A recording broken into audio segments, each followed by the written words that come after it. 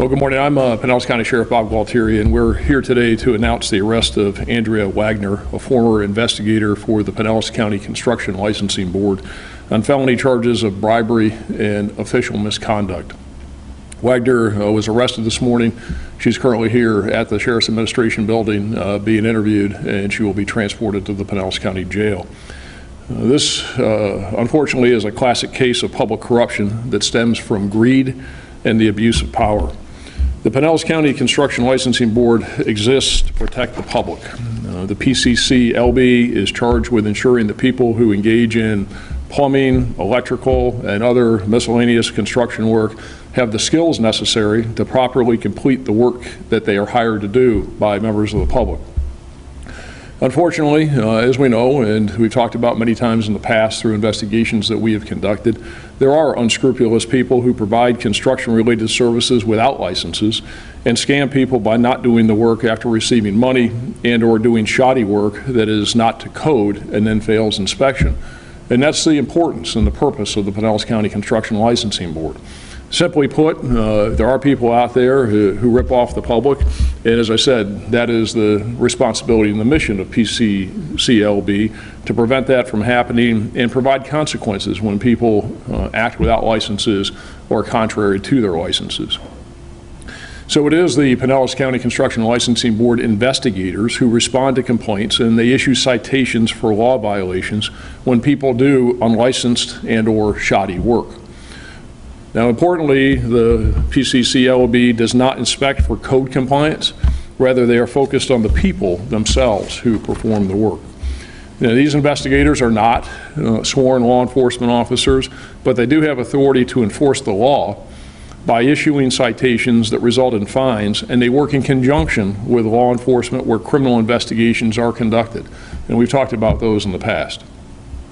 Now, Andrea Wagner, whose photograph is here to my right, was employed as an investigator excuse me, for the Pinellas County Construction Licensing Board from July of 2018 until May 10th, 2022, just a few days ago, when she resigned while under investigation by her employer, Pinellas County government.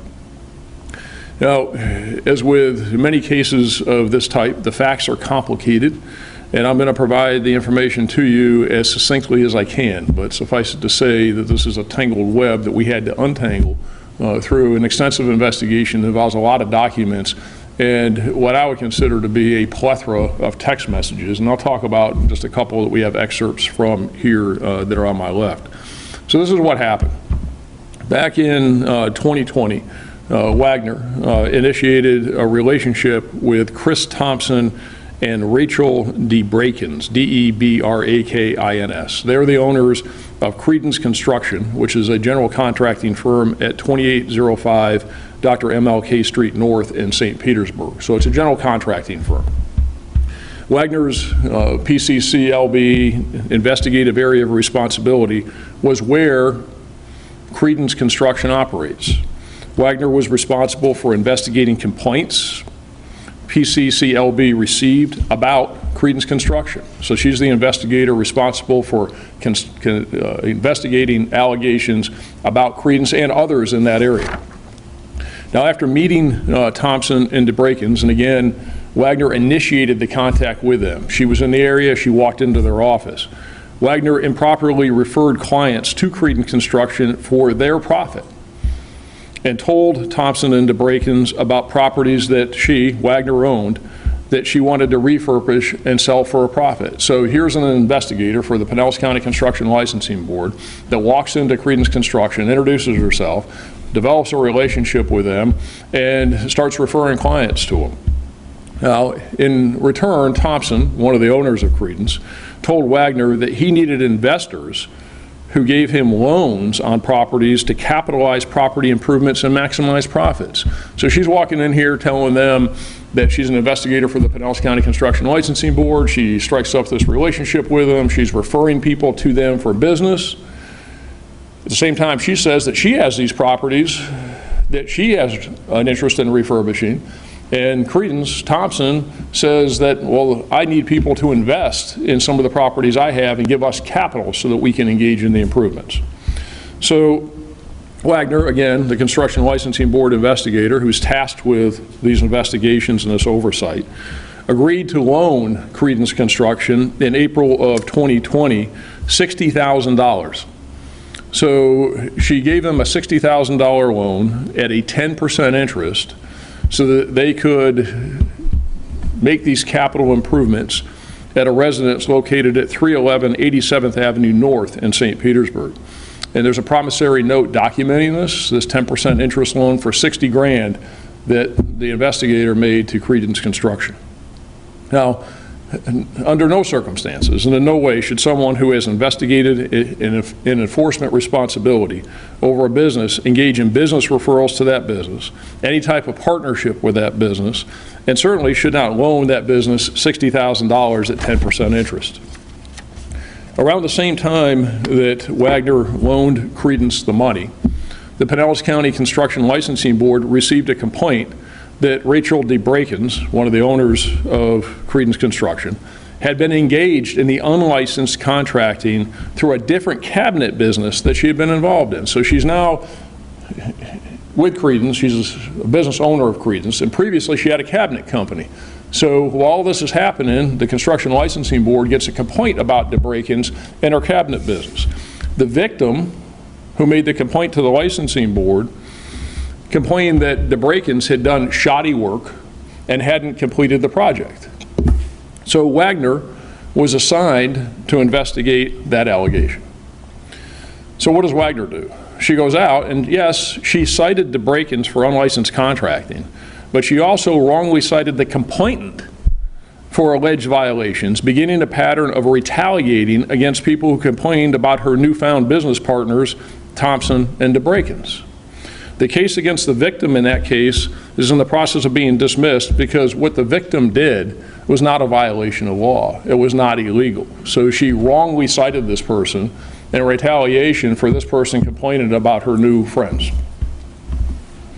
In May of 2020, Wagner followed up on her previous statement to Thompson that she had her own properties that she wanted to refurbish, and Wagner contracted with Credence to do work at a house that Wagner was refurbishing at 4725 Lake Charles Way in Kansas City.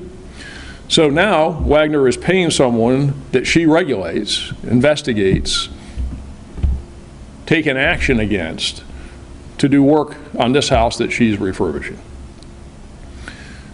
So now we're in May of 2020. Another citizen complained about Credence Construction at a job that they were doing using unlicensed plumbers at this construction project in St. Petersburg. This case too was assigned to Wagner by her supervisors at the Pinellas County Construction Licensing Board. Credence was in fact using unlicensed plumbers. Wagner determined that, but Wagner did not cite the unlicensed plumber or Credence. At that time, Wagner had the outstanding loan to Credence for $60,000 at 10% interest, and Credence was working on one of Wagner's properties on Lake Charles. So instead of citing Credence like she should have, Wagner did what she had previously done when a citizen complained about Credence. She retaliated against this citizen too and falsely cited the citizen for erroneous violations. These wrongly issued citations were dismissed. Then in August of 2020, Wagner transacted the subordination sale of a home she owned at 940 26th Street North in St. Pete to Credence Construction for $115,000. That's the home there in the board to my left or to your right. She had originally purchased it for about $87,500, and now she was going to sell it to Credence for $115,000. But the paperwork for the sale was only partially complete. And importantly, the deed hadn't been executed. The deed had not changed hands. And the plan was not to do all of this until the work had been done, more work had been done on the property. So Credence was going to refurbish that property and then sell it upon being paid the $115,000. So this is in August of 2020. Now in October of 2020, a couple months later, Wagner again loaned money to Credence, and this time she loaned them $30,000 at 12% interest, but the property address wasn't listed, and there was no time frame for repayment of the loan. This is, of course, noteworthy because it's a $30,000 loan while Credence was working on that property that Wagner owned and had agreed to sell them. In December of 2020, so a couple months after this, Wagner told Thompson that she wasn't happy with the work that Credence was doing and she wanted her whole $90,000 back.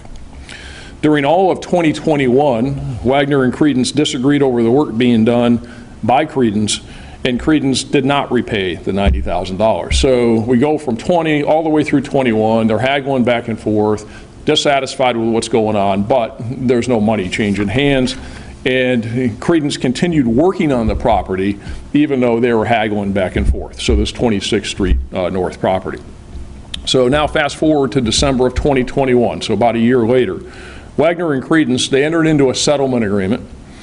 They called for Credence to pay Wagner the $90,000 plus the $115,000 for the sale of that house and $9,000 in interest for a total of $214,000. Credence continued working on the 26th Street house, and in April of 2022, Wagner saw that Credence had listed this house for $749,000. And remember that Wagner had agreed to sell Credence the house for $115,000. Giving Credence a potential profit of $634,000. So Wagner lost her mind. She became irate because of the advertised sale price being $749,000. And she had leverage because she still held the deed to the house that had never been executed. So she called Thompson, contacted him, and told him that unless he paid her an additional $136,000, or a total of $350,000, that she would not sign the deed. So he could have this house all day long and advertise it for $749,000 and sell it for $749,000, but he couldn't sell it because she wouldn't sign the deed unless he coughed up more money.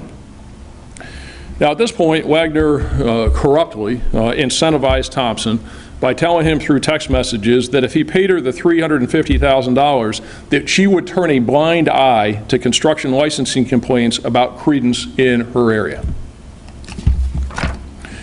Thompson believed, based on Wagner's previous retaliatory acts of citing people who complained on him and on DeBrakens, that if he didn't pay the $350,000, that she would go after him for construction licensing violations.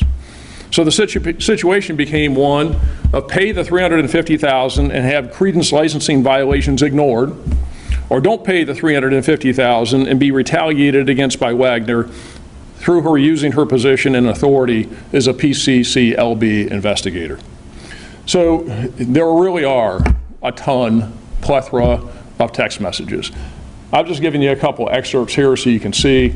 And this one that I'm referring to here at the bottom of the board to my left, to your right, I'll make a deal to turn a blind eye to your properties. You can see from these others, and they're all of this tone in nature, where there was this quid pro quo, is that, and she even acknowledges here that when she was citing these people for the erroneous violations, how she could get in trouble for it, and everything that she was doing was back and forth in these text messages, and there's just pages and pages of text messages. So after DeBrakens, in essence, gave him the ultimatum, pay the $350,000, and then I will also sweeten the deal by not investigating any complaints against your unlicensed contracting, because Credence wasn't doing unlicensed contracting. They had unlicensed plumbers. They were doing stuff they shouldn't be doing. She should have been citing them for it. And so she says, give me the $350,000. I'll also sweeten the deal by not investigating and citing you for violations. And if you don't pay the $350,000, not only do you get the sweet part of the deal, but because of what she had done in the past, Thompson believed that she would then retaliate against them and go after them with excessive and or perhaps even made up violations. So Thompson decided that enough was enough. He contacted his lawyer. His lawyer contacted Pinellas County government, and once the county who she worked for became aware of this, they immediately contacted us. We began a criminal investigation, and that resulted today in her arrest. Wagner's misconduct really covers the entire spectrum of public corruption. She failed to perform her responsibilities and used her position for personal financial gain. She retaliated against others for personal benefit, and she was willing to ignore law violations that paid $350,000. We just ask that if anyone out there has any information regarding Wagner or any other conduct of this nature, to contact our Economic Crimes Unit, and the case agent for this investigation is Detective Jason Everts, and he can be reached at 727-582-6243. So I realize that's a lot, it's complicated, I tried to distill it down for you, but it really is, unfortunately, a classic case of public corruption and somebody abusing their power. I'm happy to answer any questions that you have. Sure. When did the investigation initially begin into Wagner, when you guys were notified? About 5-6 weeks ago. Okay. And then when, what date was it, okay, we're going to go arrest her, we have enough information? Yesterday. And then she was arrested first thing this morning.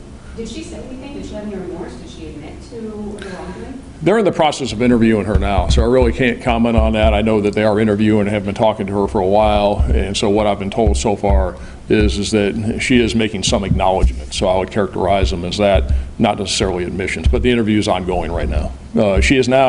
Since she quit, what happened was again, Pinellas County government acted swiftly with this, began an investigation. They're getting ready to have a disciplinary hearing, and I'm not sure whether it was a termination hearing or just a disciplinary hearing. She got wind of that, and it was being conducted by the county.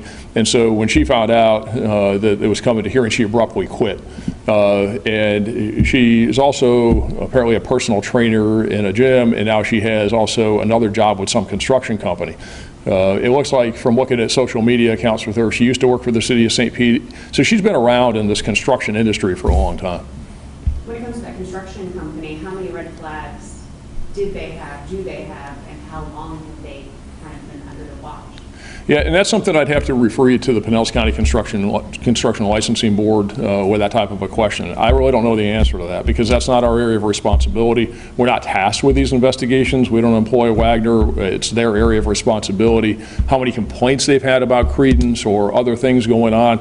But we do know that Credence was using an unlicensed plumber. She should have acted on it. And there are other things going on, obviously, with DeBrakens in the past, but I really can't answer those questions because I'm not privy to that information.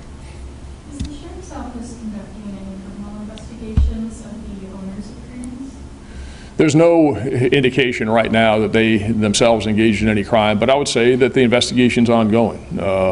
And right now, the focus of it on the bribery charges and the official misconduct charges, which are both felonies, and that's what she's been charged with. She's the focus of the investigation at this point, but everything's on the table and it's an open investigation. Is it believed that there are more victims out there, that she was possibly bribing more people? Because it sounds like, it might not be one-off. No, and I'm very concerned about that. It does sound like it may not be a one-off. It sounds like that there, generally I can tell you, just from experience, is that especially with somebody who's just blatant and is doing it to the extent that she is doing it and over the period of time, is that this does not look like it's the first time. That's why I put out the information and asked anybody that's got any information that's willing to come forward to contact Detective Everts in our economic crime section, because I am concerned about this. This does not sound to me like this was the first time that she ever did this. And you can tell that, and one of the reasons I say that is looking at the text messages, the tone of the messages, and just how cavalier she is about it. I think she got very relaxed in what she was doing. So it is a concern, although I don't know, but I suspect that there's probably other times that this has happened. The construction company was the whistleblower, but clearly they're not in the right. So are they allowed to continue to do business? And if so, how many violations can you have before you're just, okay, you're Right. clearly not just business? So how long is that? Right. So I would refer you to the Pinellas County Construction Licensing Board on that. No, they're not part of the Pinellas County Sheriff's Office. They're part of Pinellas County government. You'd have to ask them about that. I don't know what complaints they have about Credence, what Credence's history is. I just can't answer those questions. Those are not criminal violations. Those are civil violations, administrative violations. And what their history is, what kind of company they are, what investigation may be going on regarding them. Those are all things that you're going to have to ask Pinellas County Construction Licensing Board or Pinellas County government about.